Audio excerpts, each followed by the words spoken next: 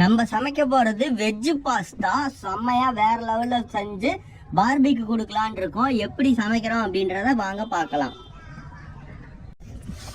அதுக்கு நம்ம ஒரு குண்டாவை எடுத்துக்கலாம், தண்ணி ஆட் பண்ணிக்கலாம்.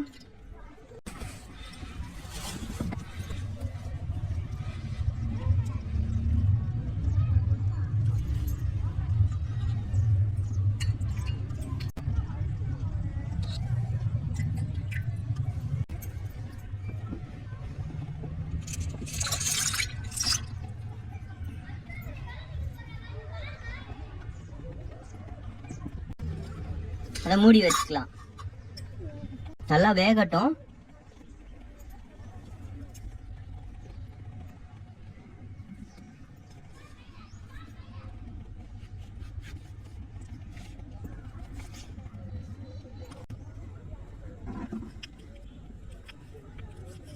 தக்காளியை ஃபுல்லாக அறுத்து வச்சுக்கோங்க.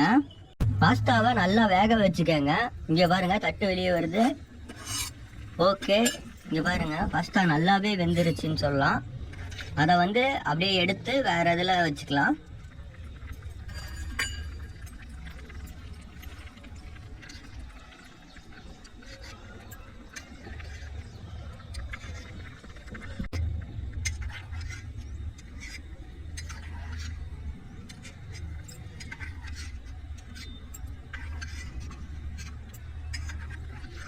பாஸ்தாவை இந்த மாதிரி எல்லாத்தையுமே தண்ணிக்குள்ளே போட்டு நல்லா வேக வச்சு கொதிக்க விட்டு எடுத்து வேற இதில் மாற்றி வச்சுக்கோங்க. அப்படி தான் பாஸ்தாவை செய்யணும். இன்னும் என்னென்ன இது பண்ணுறது அப்படின்றத 1 by 1 சொல்கிறோம். சட்டி வச்சு ஆயில் ஊற்றிக்கோங்க. ஆயில் இப்படி கொதிக்கும் போது வெங்காயம்,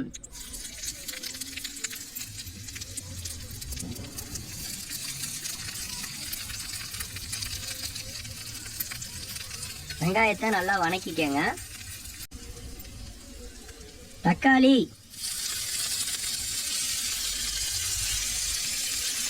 போதுமான அளவு மட்டும் தக்காளி போட்டுக்கோங்க.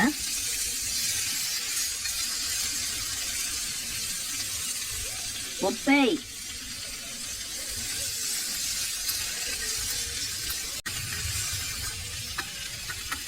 நல்லா வணக்கிக்கங்க. செமையா சமைக்கிறோம், செமையா ருசிக்கிறோம். இன்னைக்கு பார்த்தீங்கன்னா பாஸ்தா, சிக்கன் மசாலா, கறி மசாலா, வரமிளகா,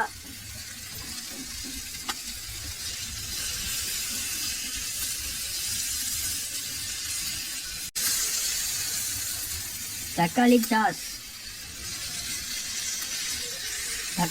போட்டுக்கோங்க. அப்பதான் உங்களுக்கு பாஸ்தா இன்னமும் டேஸ்டா இருக்கும். பாஸ்தா,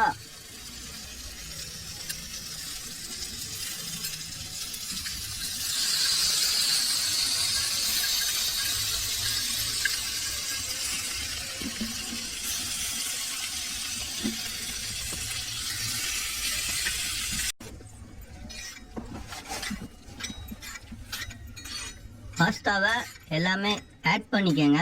நம்ம போட்டதில் பாஸ்தாவை மிக்ஸ் பண்ணுற மாதிரி.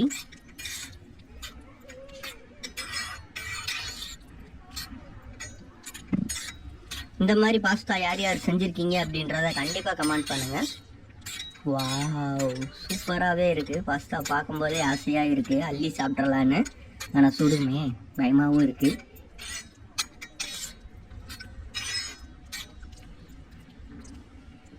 தக்காளி சாஸ் வாசம் அப்படியே செம்மையா அடிக்குதுங்க. வேற மாதிரி. இப்போ பார்த்தீங்கன்னா எல்லாத்தையும் எடுத்து பார்பிக்கு கொடுப்போம். பார்பி சாப்பிட்டோம், அப்புறம் நம்ம சாப்பிட்டுக்கலாம். செமையா சமைக்கிறோம், செமையா ருசிக்கிறோம்ல இருந்து இன்னைக்கு பார்த்தீங்கன்னா பாஸ்தா ரெடி ஆயிருச்சு.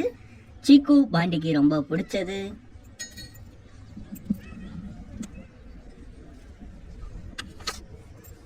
சீக்கு ஆர் பாண்டி சாப்பிடுங்க. Okay guys.